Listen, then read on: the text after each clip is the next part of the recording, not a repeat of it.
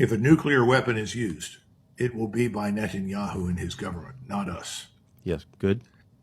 I met and talked with President Trump. I like President Trump personally, and you can say what you will about the man, but I see no evidence that he would be talked into that by Mr. Netanyahu. I just don't. I hope I'm not wrong, but I just don't see that happening.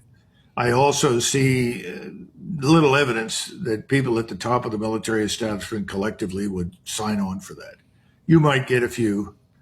Unfortunately, most of them are airmen or in the Navy, but I don't think they would be very supportive. I think they'd say, is this really the right place, time, and reason? Yes. Because increasingly we view nuclear weapons as something that protects your territorial integrity. But why would we do that with Iran? But Israel is different, as we've discussed. And the more desperate they become, if Iran does not submit, and I see no evidence that they will submit, the more likely that option could be embraced and employed. And that's why we started this, because you asked specifically about who has the authority. I hope President Trump does, but I don't think so. I think Mr. Netanyahu is going to do whatever Mr. Netanyahu wants to do. I mean, because we're implicated in that, and because the million-odd Americans who live in the region and the energy interest there, and just like the fate of the world, are all part of this calculation, why wouldn't we bring him to heel and prevent that from How do you do that? How do you do that? I mean, you're going to have all the people that put you into the White House, that spent billions on your campaigns, who gave you the power, and the Congress that is essentially being purchased by the lobby, not by the lobby directly, but by the Zionist billionaires that pour money into the process to get people elected. You know how that works. What are they going to do? Are any of them going to sober up and go to Trump and say, look, this has gone too far? I don't see any evidence for that. It means either ground invasion or a resort to nuclear weapons. Let's start with the second hypothesis first. What would it mean if Israel launched a nuclear weapon at Iran? Right. So the strategy is to use a tactical nuclear weapon against Iran's underground missile cities, missile bases. Right now, American airstrikes, Israeli airstrikes, cannot penetrate underground and destroy the capacity of the Iranians to fire ballistic missiles and drones at the GCC and at Israel. And what experts say is that a tactical nuclear strike will not destroy these cities, will not destroy these bases, but they will seal off the entrances and make them inhabitable, make them useless, basically. So a tactical nuclear strike is definitely part of the military strategies of the Israelis and the Americans. Isaiah chapter 24, verse 19. The earth is utterly broken down. The earth is clean dissolved. The earth is moved exceedingly.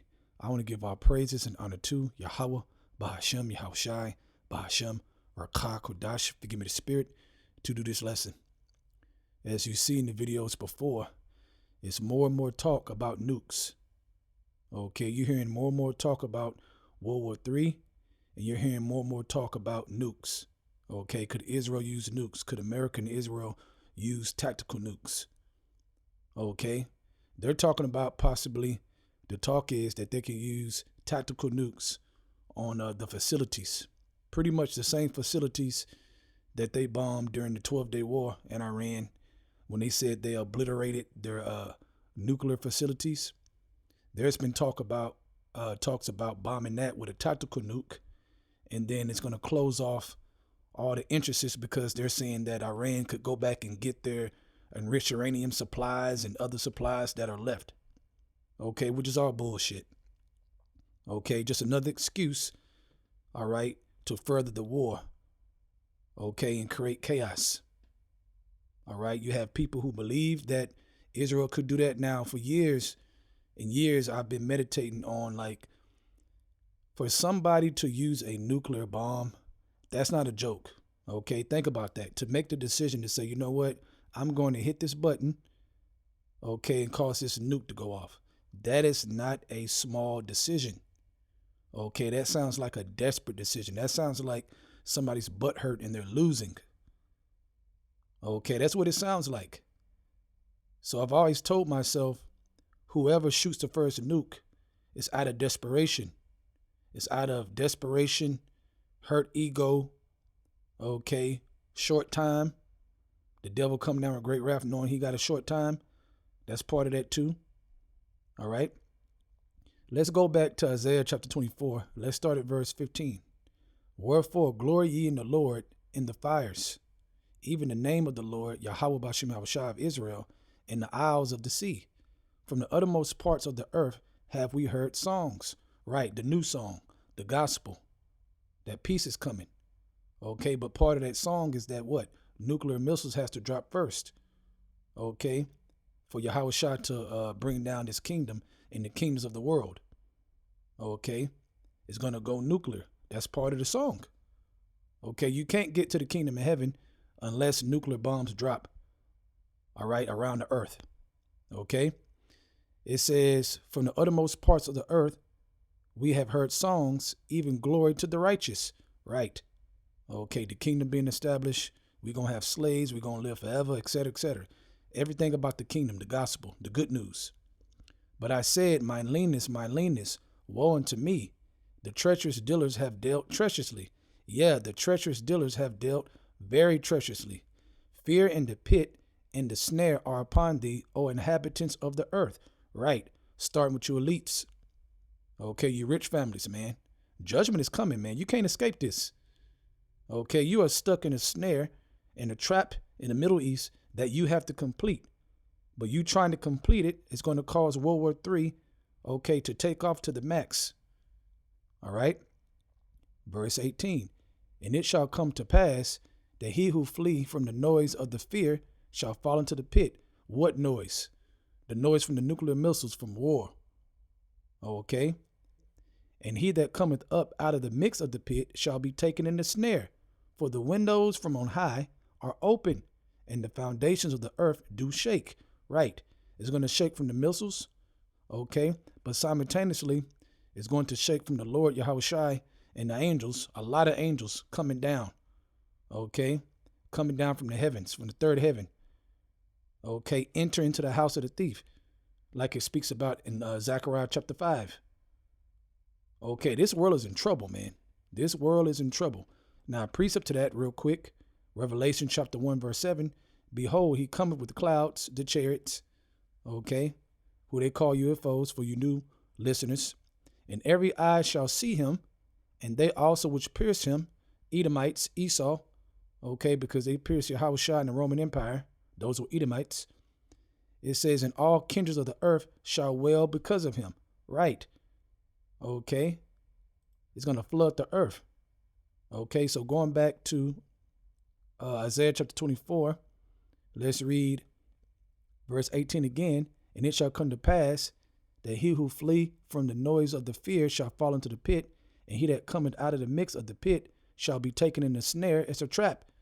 Okay. For the windows from on high are open, and the foundations of the earth do shake. Okay. You talking about all out chaos. All right. Okay, let me say this. We don't know. This could go so many different ways. Okay. Could America, along with Israel, shoot a nuke, a tactical nuke, and just say, hey, we're not hurting any citizens. This is more over by, where your facilities are more out in desert land. They can make any excuse to show their power. Okay, that could happen. Put the whole world on notice that the hammer ain't playing. Okay, and then from there, it could go up and up and up. Okay, so it doesn't necessarily have to be a first nuke shot and then all the nukes just go after right there. It don't have to go like that. Okay, just stay tuned. We got to watch. We know it's going to be a nuclear war. It's going to end up being a nuclear war. Okay, but we don't know which different angles it's going to be. Okay, but it looks like Netanyahu, all right, and by the way, his brother reportedly died in a bombing. So Iran shot missiles and got him. Okay, supposedly Netanyahu got away. I guess he was already gone somewhere. But for a minute, he wasn't showing his face. So there was reports that maybe they got him too. Okay, we'll see fully. I think he already showed his face today. I'm not sure. Okay, but that's what's going on with that. All right, so this is getting very, very personal and very, very real. Different family members from both sides of high people are dying. That's not a joke. Okay, so you got all these years involved of wanting to take down Iran from Netanyahu, all these years. Okay, when it talks about the least of the flock shall draw them out, we've been getting drawn out for years. All right, but there's a point where the drawing out is going to be at the highest level of prophecy. Okay, which is going to cause that World War III to hit the max. Okay, but when you think about Iraq, Afghanistan, and the different ways that America got their troops to the Middle East, okay, who was in the forefront telling them to do that? Netanyahu. Okay, so this is very, very serious. Okay, that man is almost 80, man. He ain't got long. He going all out, so he could shoot a nuke first and then shock the world. Okay, we gonna see. The Lord can do it how you want to do it, man. We don't know those details to the T. Okay, many ways it can go. Let's read verse 19. The earth is utterly broken down. The earth is clean dissolved. The earth is moved exceedingly. Right, back and forth. Okay, back and forth. You talking about straight up World War III at the max. That's what that's talking about. For the whole earth to move exceedingly. The earth shall reel to and fro like a drunkard, and shall be removed like a cottage, and the transgression thereof shall be heavy upon it. Right, wickedness. The harvest is ripe of evil, man. The evil overflow. Like it talks about in, I think, Joel chapter 3. The harvest is ripe, for the wickedness is great. Okay, we living in it. We seeing it right now. Okay, so it says, and the transgression thereof shall be heavy upon it, and it shall fall and not rise again. Right, Esau's world. Esau is the end of the world. Jacob is the beginning. So his world is going to fall. The earth abide forever. Okay, his rulership, the way it is now, is going to fall. Okay, then we're going to go into a righteous age that's never going to age. Okay, it's never going to age out. It's just going to be righteousness and perfectness forever. Immortality. Verse 21. And it shall come to pass in that day that the Lord shall punish the hosts of the high ones that are on high, and the kings of the earth upon the earth. All right, and we're coming to that time. That's why the skirt is being lifted over their heads now at this point. You know, we talk about the skirt being lifted, okay, and all Esau's hitting things coming out. Okay, now we at the top of that, man. That's why all hell is breaking loose. Okay, the skirt has been totally lifted over their face, man. They swinging with the skirt over their face. Yeah. Okay, you going down, man. Your time is up. Verse 22. It says, and they shall be gathered together as prisoners are gathered in the pit, and shall be shut up in prison, and after many days shall be visited. Oh, man, they're going to be scared to death. Okay, the earth going to shake back and forth. It's going to be a lot of bodies everywhere, and they're going to get put in chains like it talks about in Psalms, I think 149 chapter. Okay, dishonor have you his saints. All right, to put the noble ones in fetters of iron. Yeah, you're going to prison. You're going into the new world prison. So you don't know what that's like. But they're going to find out. So keep watching the prophecies. More news will be coming. But you see right now, man, it's more talk about World War III. That's why they're trying to censor news and for showing the damage, what's really happening over there. Okay, so we are at the end, no doubt. Okay, so get your house in order, get your spirit in order. With that, I want to give our praises and honor to Yahweh, Ba'ashem, Yahushai, Ba'ashem, Rakah, Kodash, figure in the spirit to do this lesson. Double honors to the elders, great millstone, and shalom to Yaakam out there that's doing the truth in all sincerity. Shalom. I personally do not believe this is likely. And there are certain reasons why I am not that convinced that they will, in fact, use a tactical nuclear bomb. The first reason is just military doctrine, where militaries tend to be bureaucracies, very strict chain of command. And in order for the military bureaucracy to function, you need a strict military doctrine, an understanding of how to fight a war. Now, Israel has something called a exemption option. And the idea is that if the very existence of Israel is threatened at any point, then Israel will launch all its nuclear arsenal, and it could be, and people argue about how many nukes it has, like 90 to 300, okay? But Israel would launch these nuclear weapons and nuke all the world cities, okay? And this is called assumption option, where Israel is not retaliating, but Israel is just destroying the world. So in other words, Israel has a strategic nuclear arsenal and not a tactical nuclear arsenal. And it's actually not that easy to transfer from a strategic nuclear arsenal into a tactical nuclear arsenal. So that's one major limitation to this idea. The second thing is that we assume that the Israelis and Americans are going to go into Iran and they want to win this war, whatever winning means for them. They have not actually defined what meaning means.